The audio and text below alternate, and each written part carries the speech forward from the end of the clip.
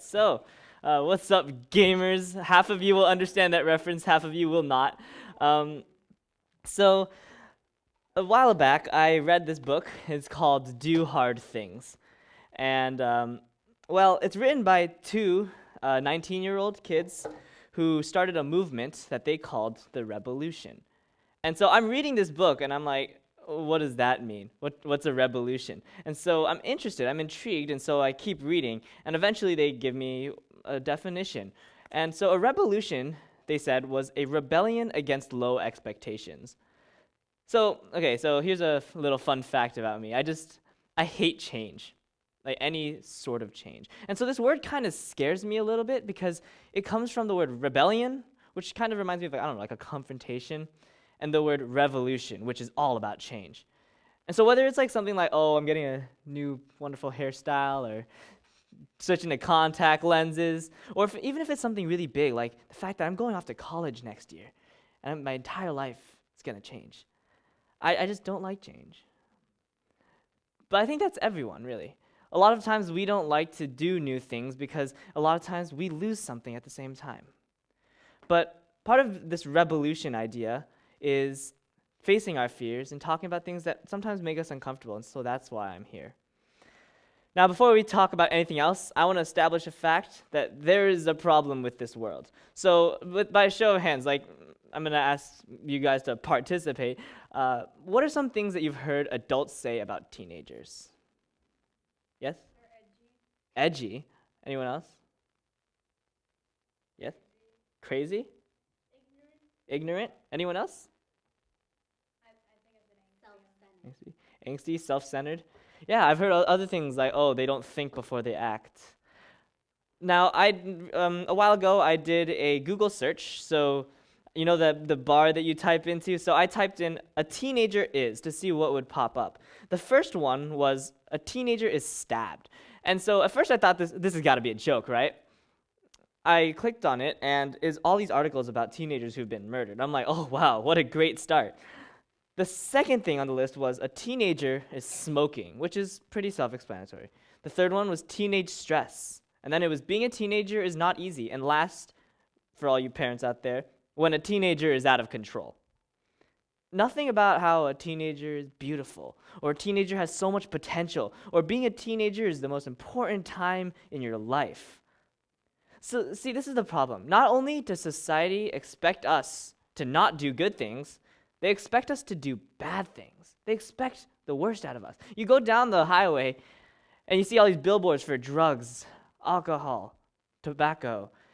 You don't see old people on those posters. You see people who are closer to our age. So society is not our friend. Society is not our friend. Society doesn't encourage us. Society can even be our enemy sometimes. And so there's this vicious cycle of low expectations because society thinks we're going to do this much with our lives. And so naturally, because everyone's telling us that this is how much we can do, and so we only do that much. Because why would we do more? And then, of course, society continues to think that of us. And so it's just this cycle of low expectations that it's really hard to get out of. But the thing is, the teenage years are the most important time in your life. I'm taking AP Psychology this year, and we just recently learned that, again, being a teenager is so important because what you do now will affect you for the rest of your life. It will impact who you are for the rest of your life. So enough about this problem. How are we going to solve it? And that's what I'm going to talk about for the rest of this time. So the first thing we need to do is we need to redefine our expectations for ourselves. Going into junior year, I knew it was going to be difficult because everyone is always complaining about, oh my God, SATs, ACTs. And so I was like, oh boy. But I decided, hey, you know what? I'm going to push myself. And so I decided to take 3 AP courses. And for any of you who don't know what that is, an AP course stands for Advanced Placement. It's one of the hardest classes you can take. It's like a college level course. And so I'm taking 3 of these, which is more than I've ever taken before. And my parents, I told this to my parents, and they said, what? No, don't do that. They were trying to get me to drop one of them. They said, we don't want you, you're going to get low grades. We don't want that to happen. And to clarify, they did this out of love because they care about me. They wanted me to be able to succeed, and they were worried that if I was too overwhelmed, then what would happen is I would end up getting lower grades, and that would impact my future. And so they did this out of love. But I was about to drop one of the courses when I decided, you know what? No, I'm just going to go in for it. I'm going to do it. I think I can do it. And so that entire, I'm going to be honest, that year was the hardest year of my entire life. I would stay up late into the night, like 1, 2, 3 a.m., just working and studying to try to balance all of these different classes together. And eventually, it came to the end of the year, and I emerged with very satisfactory grades, if not more so. I had pretty much straight A's and a few B's here and there. But that was more than I expected of myself. It was more than my parents expected of me. So I do karate, and one of the student creeds that we talk about says this: "This is a black belt school. We are dedicated, we are motivated, we're on a quest to be our best." And so I was like, I really like that last part, that we're on a quest to be our best. But at the same time, it kind of raises the question, well, what is our best? How do we know how much we can do? Well, no one knows us better than the person who created us, right? God. God knows us better than anybody else. He knows what we can do. This is my favorite quote from this book here, the Do Hard Things book, that says, "Where our culture expects little, God expects great things." Did you know that God put work into us? You know, with a snap of his finger, he created the stars, each of them like this big ball of fire. Like, you look at the sun, he created billions upon billions of these with a snap of his finger. With a snap of his fingers, he created the Himalayas. He created the Appalachians, the Rocky Mountains. He created everything under the sea. I went scuba diving recently. It's a whole new world there. It's beautiful. He created that with a snap. But some versions of the Bible say that God labored over us. When he made us, it's the only creation that God had made that he actually put work into. He took the dust out of the ground and formed Adam. Then he took the rib out of Adam and formed Eve. And so he put work into us because he wanted us to be in his image. He didn't want us to be average. He didn't say, I'm going to put work into you so that you can be okay. No, he wanted us to be great. He wanted us to be excellent. But what does greatness really mean? So how many of you guys have ever kind of competed with your friends at anything, like whether it be grades or sports? Yeah, quite a few of you. Yeah. So the other day, I even heard in my class, there's this kid who said, "Wow, you got a 92.4? I got a 93, you dumb." I was like, what? Why would you compete over something so insignificant? And I'd like to take us all back to a similar incident in the Bible. It's in Matthew, and imagine 12 disciples and exactly one Jesus Christ, and he had just transformed lives and spread the good news. And these disciples are arguing amongst themselves, saying, which one of us is the greatest? Well, they decide to go to Jesus, which is never a good idea if you want a straight answer. But they go to Jesus, and this is what he says. He says, "Whoever desires to be great among you, let him be your servant. And whoever desires to be first among you, let him be your slave. Just as the Son of Man did not come to be served, but to serve." And that's from Matthew again. You know, if we want to do great things, we have to serve other people. It's not about how many trophies you win. It's not about how much money you make or how good your grades are. That's not greatness in God's eyes. The greatest people in God's eyes are the ones who serve other people. And so the second thing we need to do in order to become more like servants is to change the way we view work. We need to change our mindset. Again, the title of this book, Do Hard Things. Now, most people, when they look at that, especially our age, they're like, no.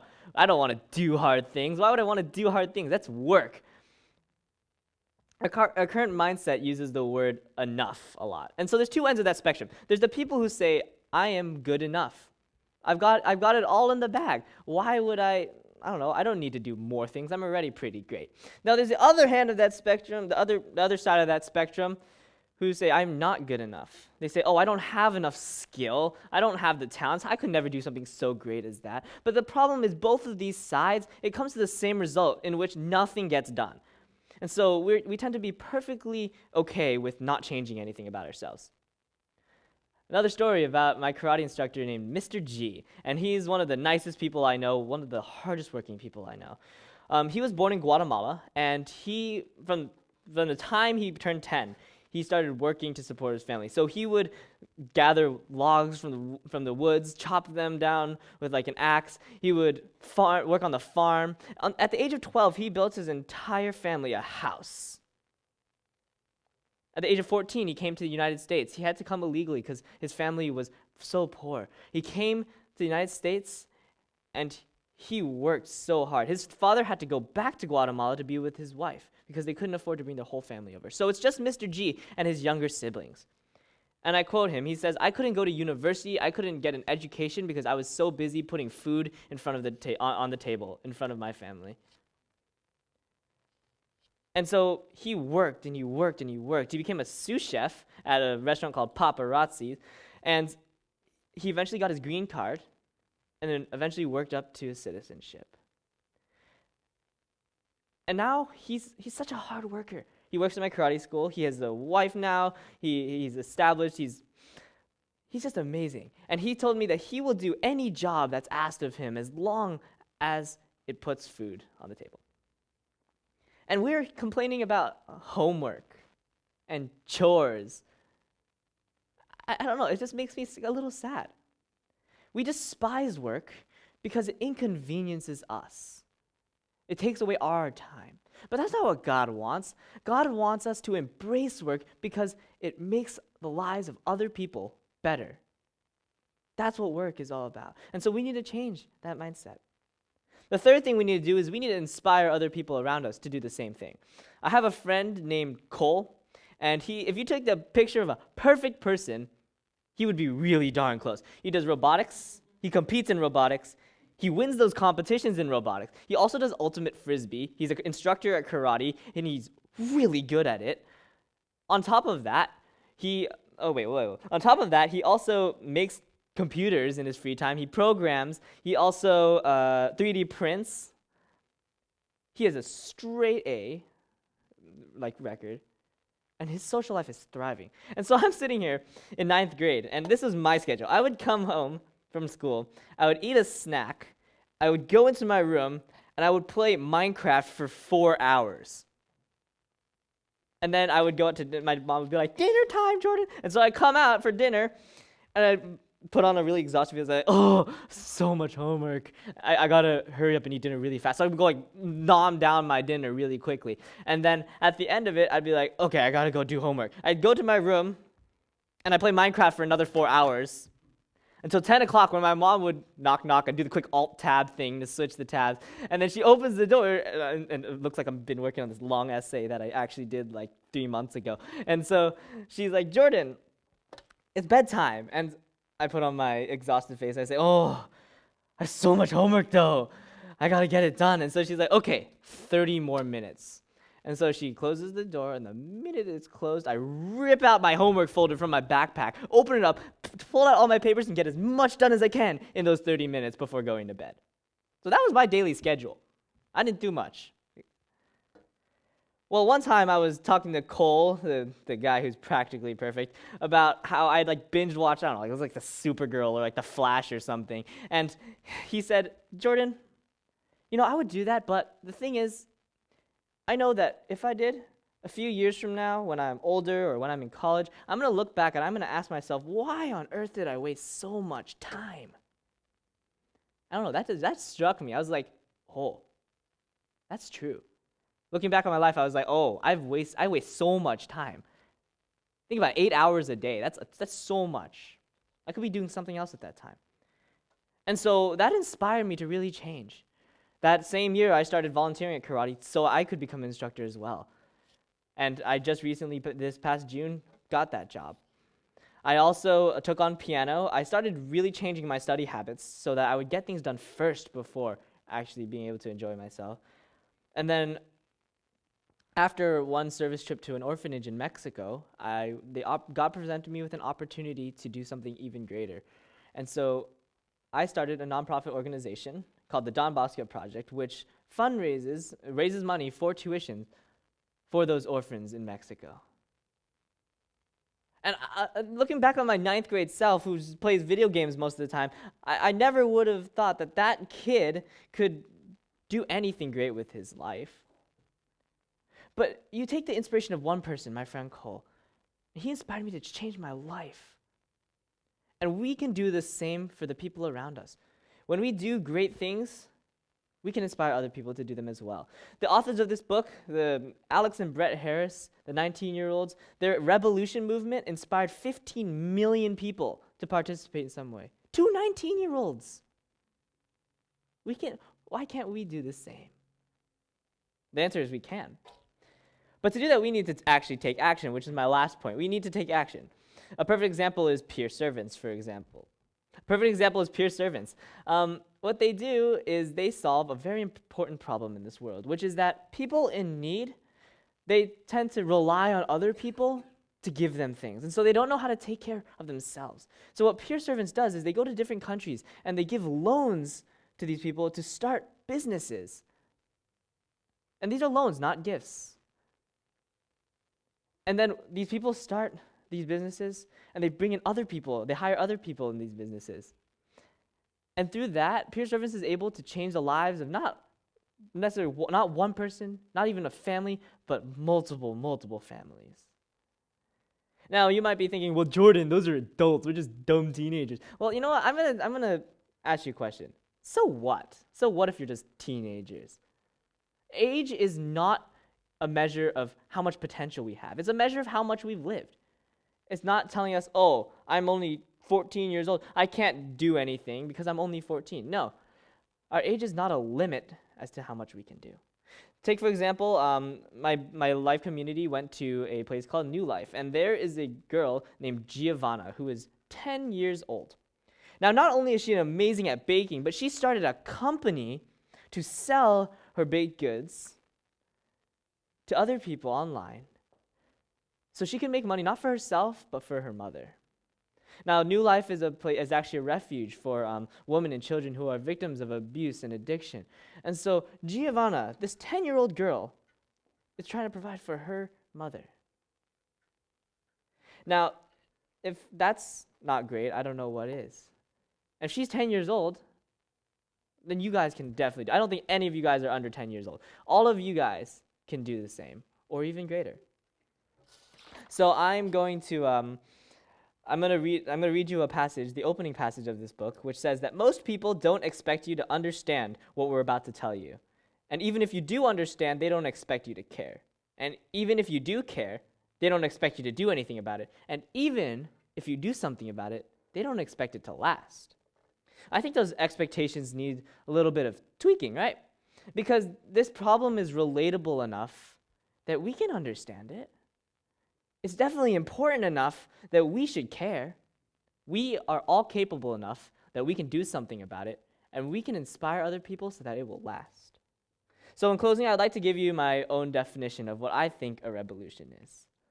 A revolution means confronting the low expectations that society has of us by going above and beyond. It means just defying society's wildest dreams, just doing things that people would not have thought were possible for us to do. It means achieving higher goals, things that are above what we think we can do. It means reaching wider to inspire as many people as possible to our causes. And finally, it means digging deeper to establish roots that will last generations.